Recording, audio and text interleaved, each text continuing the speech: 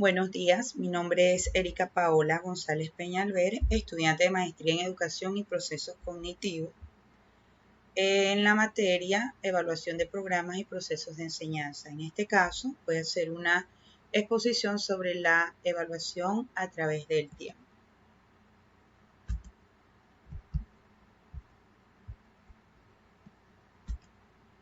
¿Qué es la evaluación? El término evaluación hace referencia a la acción y el efecto de evaluar, lo que nos permite valorar cuán bueno o malo es el objeto evaluado.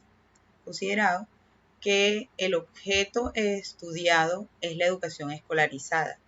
Concebimos la evaluación educativa como un proceso sistemático de recopilación de información, sea cualitativa y o cuantitativa, para enjuiciar el valor o el mérito de algún ámbito de la educación. La evaluación también ha ido evolucionando históricamente. La evolución histórica de la evaluación. La historia de la evaluación educativa se divide en dos grandes periodos, el pretileriano y posttileriano, en referencia a Ralph Tyler.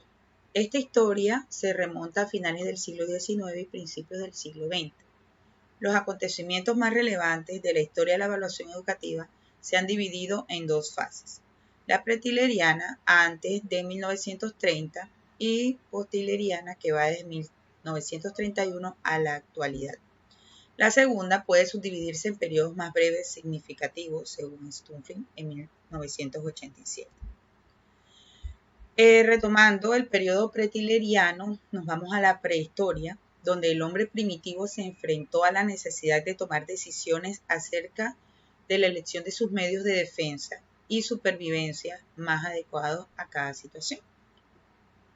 En la Biblia también aparecen pasajes que hacen referencia a la evaluación, cuando decimos el justo juicio de Dios, o no juzguéis para que no seáis juzgados, porque con el juicio que juzguéis seréis juzgados, y con la medida con que midáis se os medirá.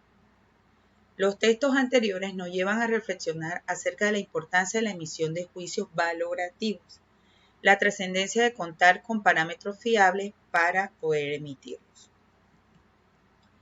El comienzo de la evaluación educativa, la reforma tyleriana de 1930 a 1945. Es el periodo en el que se desarrolló un método como alternativa a las tradicionales formas de evaluar. Estaba centrado en varios objetivos fijados con anterioridad. Quedó establecido en el currículo el aprendizaje que debían alcanzar los estudiantes. La filosofía pragmática de la época influyó en este método y la educación se vio permeada por los elementos de la psicología conductista. La relevancia del trabajo de Tyler incluía comparaciones internas entre los resultados y los objetivos, por lo que recurrió a la pedagogía experimental, donde se comparaba los grupos de control con los experimentales. Este método se opone a los llamados métodos indirectos que determinan la calidad de la enseñanza, cantidad de libros en la escuela, gestión de la institución educativa, etc. En la década de los 60, Estados Unidos hace propuestas innovadoras a la educación. Se percibe una preocupación por la evaluación educativa. En esta etapa, los profesionales educativos evaluaron los currículos a través de pruebas concretas. Se tomó en cuenta la propuesta de Tyler para los métodos evaluativos realizados para esta época. Además, se utilizaron nuevas pruebas estandarizadas a nivel nacional y se recurrió al método de criterio profesional. A principios de la década de los 70, la evaluación entró en un periodo de la profesionalización. Se diseñaron programas de intervención educativa que demandaban la participación de personal especializado en evaluación.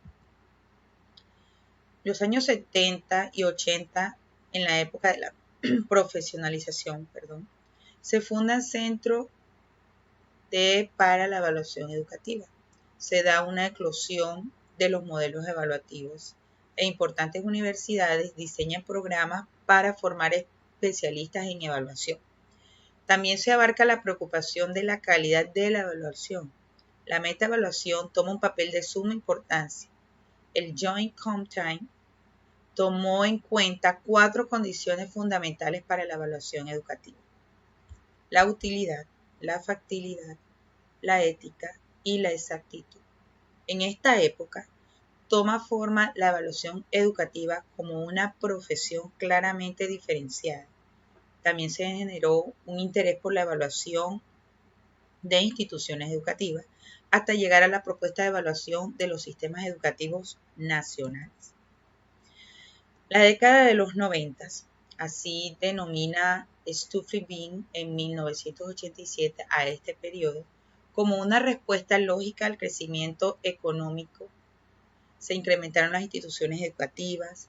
Esta etapa se caracteriza por la aportación de los algoritmos que sirvieron para designar los objetivos de comportamiento y taxonomías de objetivos. Para el análisis de datos, se retomó la utilización de los diseños experimentales y la utilización de procedimientos estadísticos. En la actualidad, en los últimos años del siglo XX, el ámbito evaluativo de la educación se amplió desde los aprendizajes, pasando por los programas tomando en cuenta la docencia, permeando el currículo como un todo, preocupándose por la evaluación de instituciones educativas, hasta llegar a la propuesta de evaluación de sistemas educativos nacionales, que es lo que nos abarca actualmente con las diferentes evaluaciones que utiliza el Estado para medir la calidad educativa de las instituciones educativas, como en nuestro país, las pruebas PISA, las pruebas Saber, las pruebas IFES, entre otras. Muchas gracias.